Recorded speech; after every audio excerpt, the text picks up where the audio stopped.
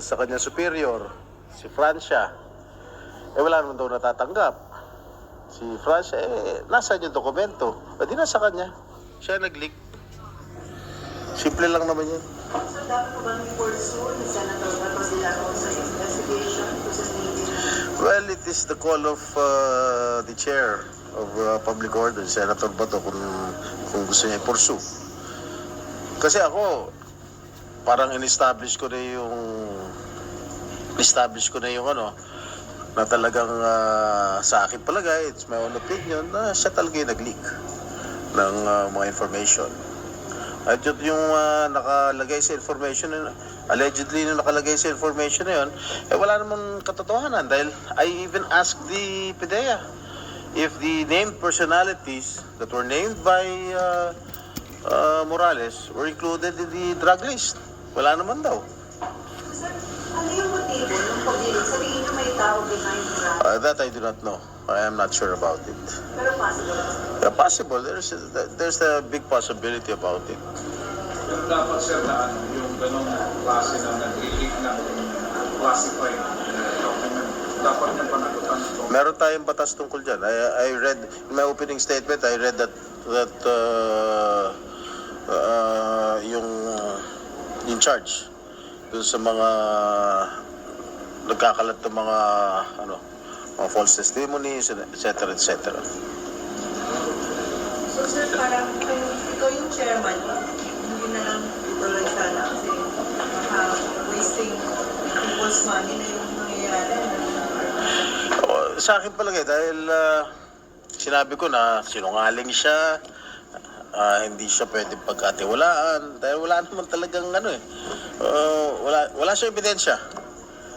Okay? Nilagay niya, ewan ko kung sino naglagay pangalan ni Presidente, pangalan ni Marcial Soriano, kung sino man yung mga ibang mga kilalang personalidad sa show business or sa politics. Wala namang makakapagpatunay. Pati yung PDEA, hindi sila makapagpatunay na sangkot yung mga personalidad na sinasabi nitong si Morales. Sir, dapat bang mag-ibigin na kasi pwede makadestabilize ito considering si Presidente sa mga ginagawa. Well, as far as I am concerned, I've already established that the President is not involved. The President is not included in the drug list. And even Maricel Soriano, hindi porket kalyado ko si Presidente, we'll just base it on facts, the truth. Pati hindi naman porket kasama ko sa industriya ng pelikulang Pilipino si Maricel, hindi naman talaga, hindi naman din siya sangkot sa sa illegal na droga.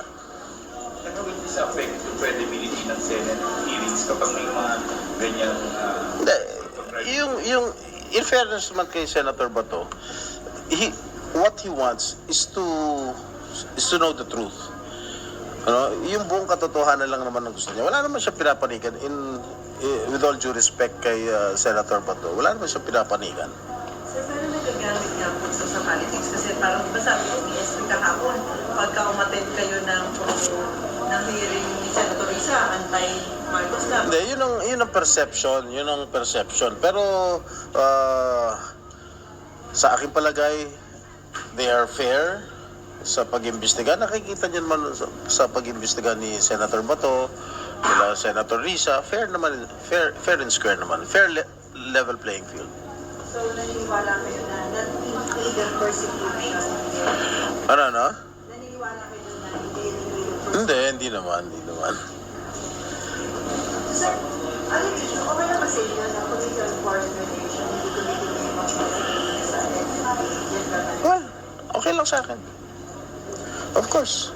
Wala naman less job sa akin. Sir, sa pag-lagi tumitigil, sir? I do not know. Sir, kanina sir sa hearing kanina. Hindi ko alam kung ni-refer sa Committee on National Defense as a secondary committee. Ni-refer ba?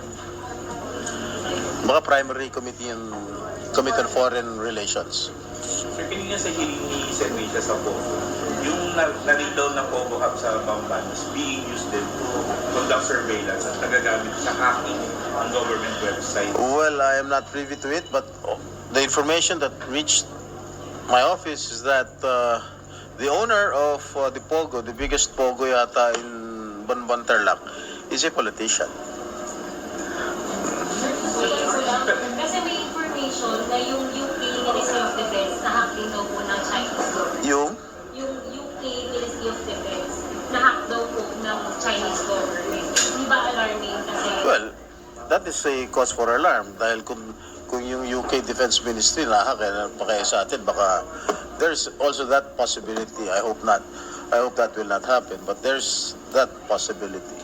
Sir, are you interested to conduct a parallel investigation? Kasi mas security and defense na Sa doon, sir, sa... gentleman's agreement? No, sir. Yung mga Pogo na gagamit din sa hacking and surveillance. No, pag na-refer na sa ibang komite, ayoko na makialam. Pero hindi mo to bro. Hindi, with all due respect, ayoko. Na-refer na sa ano ayoko nang sapawan pa sila. Okay? Okay, sir. Thank you.